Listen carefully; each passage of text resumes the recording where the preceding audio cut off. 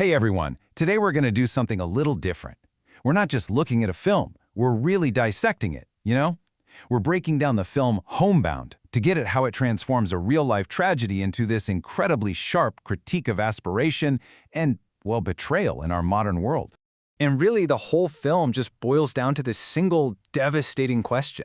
This is the hook. It's what pulls you in and honestly forces you to confront some really uncomfortable truths about the promises we're all told to believe in. Okay, so this is the crucial point. The film makes one massive change from its source material, which was a New York Times essay. It takes the protagonists from being textile workers, people just trying to survive, and turns them into police aspirants, people who are actively trying to buy into the system. And that single creative choice? It changes absolutely everything. So let's start by digging into what that choice really means. It all begins with the incredible symbolism of that police uniform. For the characters, Channon and Shoaib, that uniform is so much more than a job. It represents a state-sanctioned promise. I mean, it's a ticket to dignity in a society that basically makes them invisible. It's authority in a world that pushes them around, and stability in a life that's been nothing but uncertain. It's their one big hope for a real place in the nation. And this is exactly what makes that creative choice so brilliant. The story is no longer just about being shut out from the system.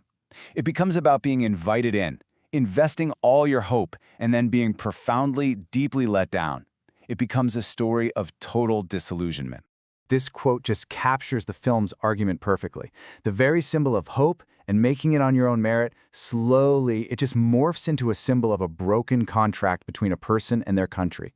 I mean, it's the ultimate betrayal, right?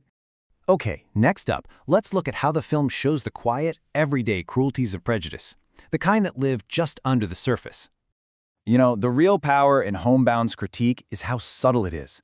It gets that, in the real world, deep-seated discrimination rarely announces itself with big, loud confrontations. Nope. It operates in the quiet, unspoken moments of daily life. And the film breaks down these subtle moments just perfectly. For Chandan, who comes from a marginalized caste, avoiding affirmative action isn't about pride. It's a survival tactic to escape stigma. It's a form of erasing yourself. And for Shoaib, a simple act, like a coworker refusing to drink water from his bottle, becomes this devastating reminder that he's seen as an outsider. And this right here is the film's core argument. The most pervasive kind of violence is the quiet kind.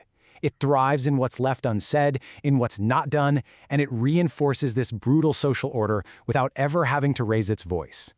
So we get the themes, but how does the film actually make us feel the weight of this story?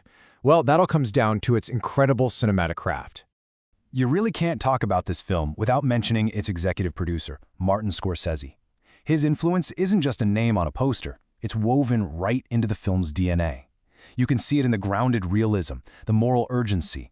It shapes this very restrained, observational tone.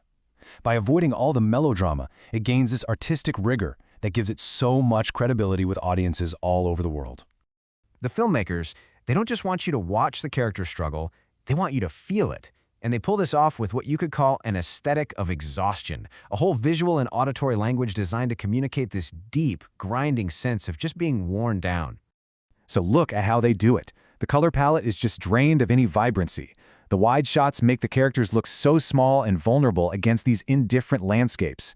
The camera will just linger on the physical toll. You see the blistered feet, the strained faces, while the sound design uses this oppressive silence to crank up their isolation. It's a truly embodied experience of suffering. So finally, the conflict didn't stop when the credits rolled. The film's journey into the real world became this whole other struggle that, kind of eerily, mirrored its own themes. The film ended up fighting a battle on 3 different fronts. First, censorship, with regulators targeting words that seemed totally mundane, but because of their subtle social implications they had to go. Then you had the ethical front, a plagiarism lawsuit and questions about family consent that sparked this huge debate on authorship and who really gets to tell a story of real trauma. And finally, commerce. Despite all the international acclaim, it struggled at the domestic box office, which just goes to show how hard it is for serious cinema to survive. All of this leads us to the final, really provocative question the film leaves us with. Homebound's journey, both on-screen and off, forces us to ask, in a culture that's so often driven by comfort, what is the real cost of telling a difficult truth? And if we decide we can't afford it, what have we truly lost?